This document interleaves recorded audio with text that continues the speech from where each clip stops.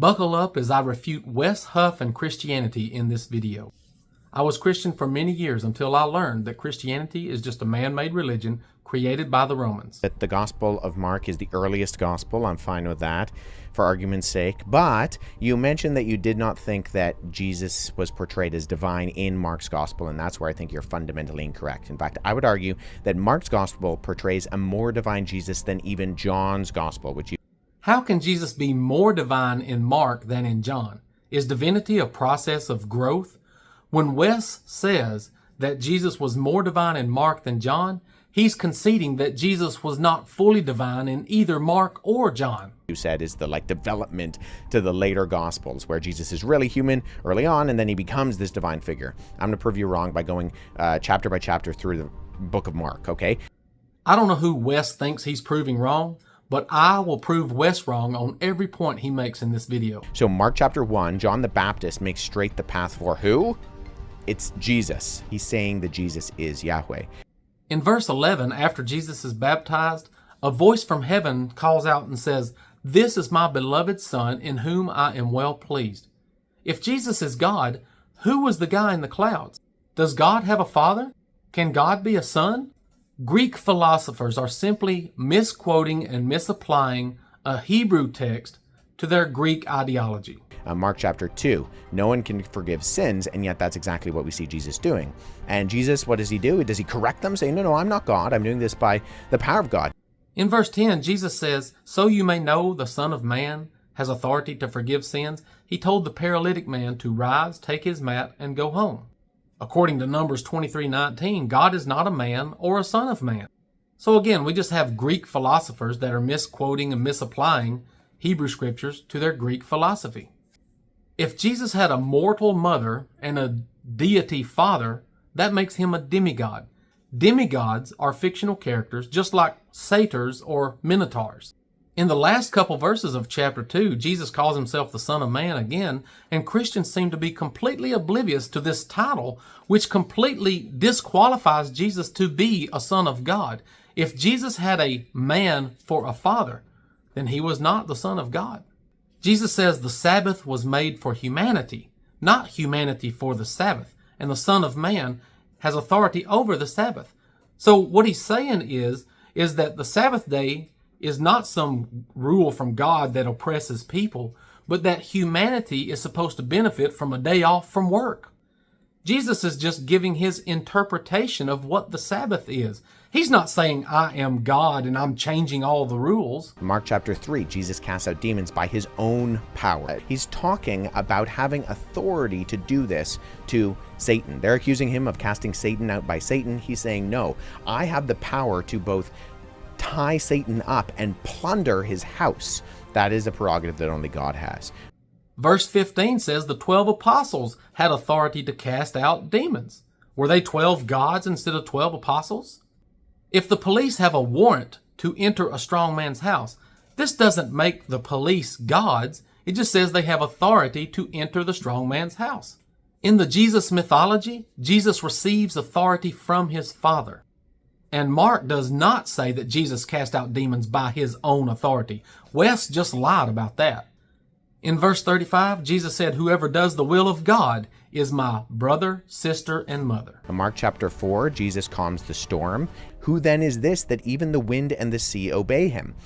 Elijah says in 1 Kings 17:1, "It will neither dew nor rain for years except by my word." Was Elijah God? He controlled the weather. When you write mythology, anything goes. Mark chapter 5, verses 35 to 43, you have the story of Jesus raising Jairus' daughter from the dead. In verse 39, Jesus says the child is not dead but sleeping. He takes her by the hand, tells her to get up, and she does. According to Mark, this is not even a miracle. This is just a case of how people couldn't tell the difference between death and sleep.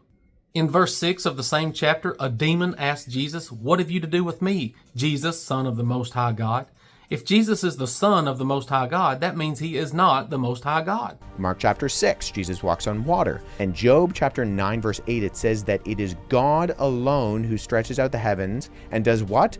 Walks on the waves of the sea. You have an interesting parallel there in the Greek. Mark doesn't say Peter walked on water, but Matthew does. Does that make Peter Yahweh too? How about Chris Angel? I've seen Chris Angel walk on water. Is he Yahweh? Mark chapter 7, Jesus heals the deaf and the mute. A claim to be able to heal people is not a claim to be God, or else all the apostles and the believers would be gods as well. Also, claiming to be able to heal people with no evidence that you can is called a lie. Mark chapter 8, we have the story of the feeding of the 5,000.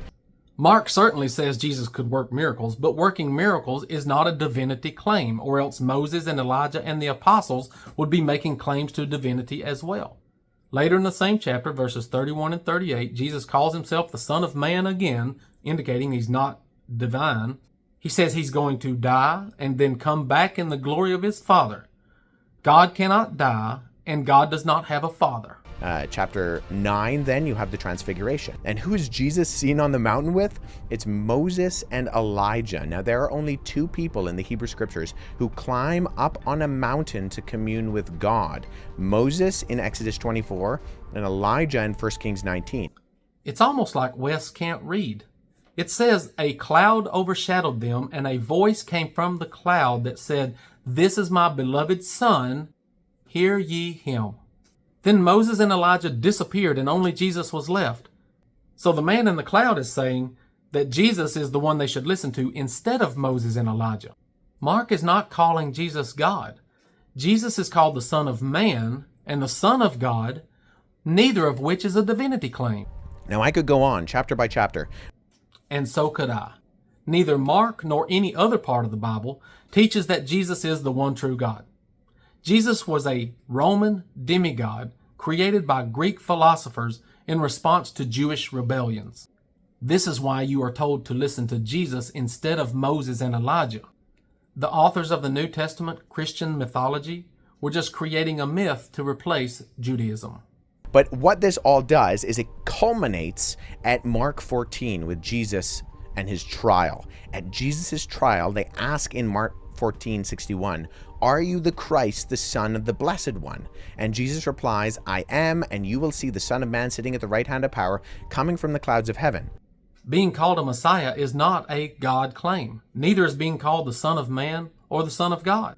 We have one more point to discuss before this video closes, and Christianity and Wes Huff are completely annihilated.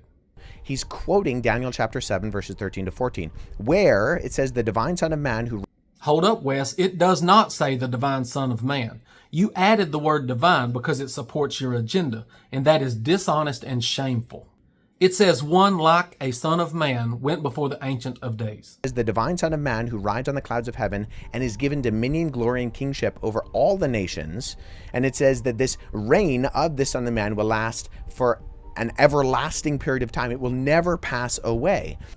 Wes and all Christianity think Daniel 7 is a prophecy about Jesus, but I'm about to prove them all wrong. Verses 13 and 14 say, one like a Son of Man went before the Ancient of Days, and he received an everlasting kingdom. Immediately after this verse, it says that Daniel was confused, and he asked the angel to interpret what it meant.